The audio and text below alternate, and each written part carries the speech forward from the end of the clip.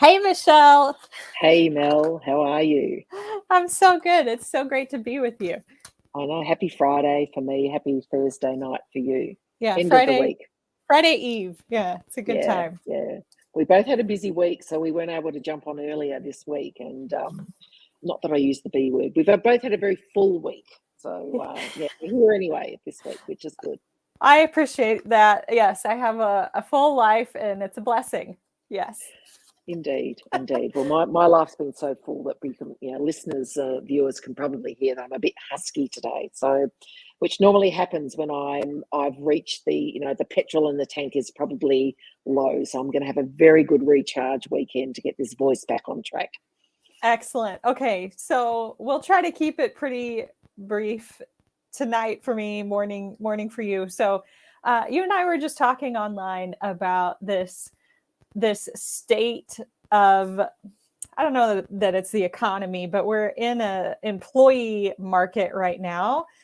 There's a lot of opportunity out there, and well, things go up and down. So tell us, Mm. when you think about this kind of opportunity time, how do you view it for women, and what's something that you don't see happening in the conversation? So I think about the business cycle, and let's be really binary, go the boom bust. So we're in a boom at the moment from an employee perspective. Employers are, as we know, hurting a lot. Global supply chain issues, including people. It's a great market for a lot of sectors. Not every sector, but a great market for a lot of sectors. So for the women who are in this not all women, of course, but for many women who are in an enviable position about saying, well, okay, I'm ready to move, or I might contemplate a move. And interestingly, Mel, we did a poll in A Career That Soars, and of our members who responded, only 23% of women said, I'm not going anywhere. So women are on the move. So there's a heads up to employers. But for the women at the moment, if you're going to kind of, and I use this term really carefully, cash in, and you should, if you're going to really leverage and take advantage of this trend at the moment, um, think about shoring up for when we're not in boom mode, and think about creating. And I'm going to use a term that one of our fabulous members used this morning. Think about creating as much agency for yourself, enduring and sustainable agency for yourself over a longer period of time. So yeah, cash in now. And it's a little bit like, when we're taught to save. Well, some of us are taught to save, some of us are taught to spend.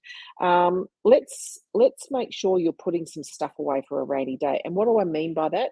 I mean making sure that your pension fund or your superannuation fund is topped up to the max. We know that over a lifetime, women they retire poorer, and they earn less than men over a lifetime because of the gender pay gap and all of the stuff that goes with it. So if you're tapping in now, put some stuff away for a rainy day, including your retirement. But also put some stuff away that's going to help you continue to grow your career, for you to continue to have a soaring career. And that might be that you're investing for a future need. That future need might be your MBA. It might be a particular professional development experience.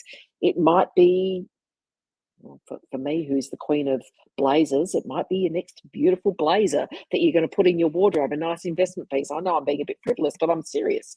So put some stuff away that's going to fuel your career and enhance your agency over a period of time. Don't spend it all at once. Yeah, That would be my absolutely. advice right now. Yeah.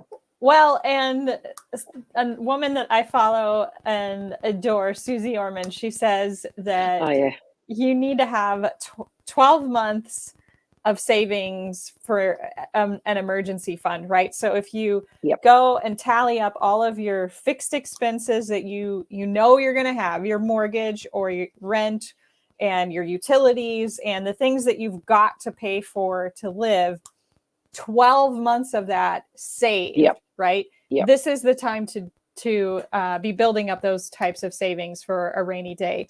So let's go back to the opportunity for a moment, because it occurred to me while you were talking that in this time there's a lot of discussion about like new job opportunities, but when Mm. you are talking about shoring up your position, Mm-hmm. it could also be moving into a better position in your company, getting a raise. This is an opportune time to do that as well, Yep. because employers don't want to lose any more people at this point. Yep. So talk Yep. to us a little bit about that.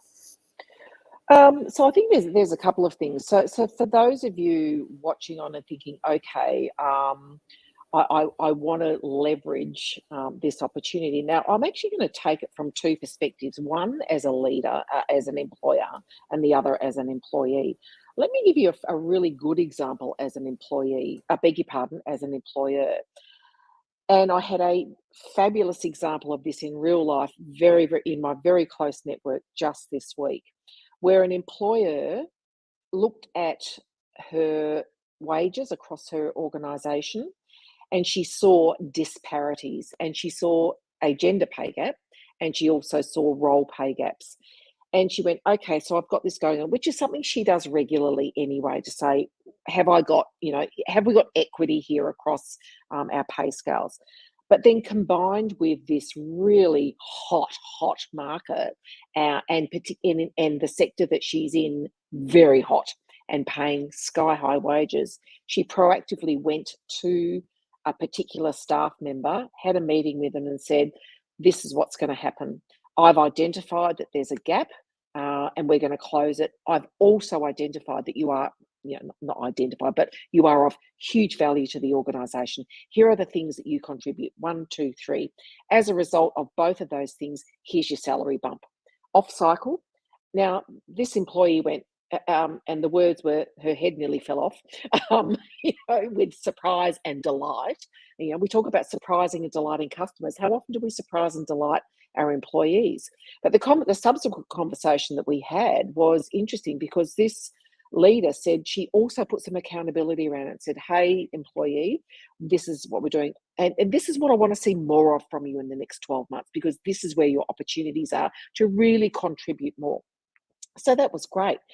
But what the employee said was key. She said, I'm so glad you didn't wait till I had one foot out the door to try and save me. And, so there's a real lesson in that. Employers right now, don't wait till the foot's out the door. Start having a conversation now. And interestingly, I listened to a podcast just this week in a similar vein, HBR's Women at Work. I think it's this week's episode, but anyway, and it was around something that I'm very passionate about, which is stay interviews, and grabbing, putting our arms around our employees and saying, hey, we really value you and we don't want you to look elsewhere. What's going to work for you? Because we can't always offer the monetary bumps. On the flip side, as an employee, if your boss or your organisation is not having those conversations, step into your courageous vulnerability and initiate one. I love my job. I love this company. Here's where I think I could contribute more, and here's where I think the company could contribute more to me performing. And here's the market benchmarking that I've done for similar roles, and this is what I'd like. So be very clear. I would like a bump. I'd like different flexible work arrangements, whatever it's going to be. Step into it now and say, is there an opportunity for us to have a conversation about my salary or my remuneration and benefits more broadly, because I'd like to stay here and I'd like to close out any distractions from external parties who might come knocking. So that's the way to do it. And look, that's going to work for a whole bunch of people. Some people are going to be watching this and going, yeah, so I'm not going to do that. If you don't feel like you can do it, tap into your network, tap your mentor's shoulder and say, I need to have this conversation. Work me through it, role play it with me, help me prepare for this conversation, because it's really important and it's a great time to do it. Yeah, I love it. That's gold advice. Thank you so much. Sorry, I've got the sun coming through my blinds like... here, and I feel like I'm, woo. It's angelic. Yeah, not a word often used in conjunction with me. Well, this is a great conversation. So let's wrap us up. A little summary. So this is an opportune time for employees, yes, there's also opportunity for employers to be proactive about keeping their staff. That means closing wage gaps. That means doing stay interviews and making sure that your employees know that they are appreciated for the contributions that they make.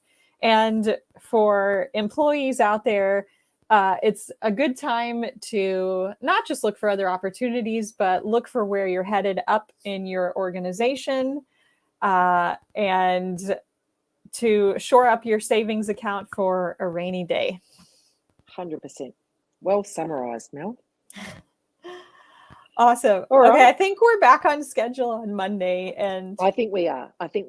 Yeah. yeah. But we are very flexible, agile people. We'll just, as long as we kind of get to all of you every week, that's our goal. So That's right. I love it. Agile. yeah. Cool. Awesome. All right. Good to see you. See Good you to next see week, you. everyone. Yep. Bye. Bye.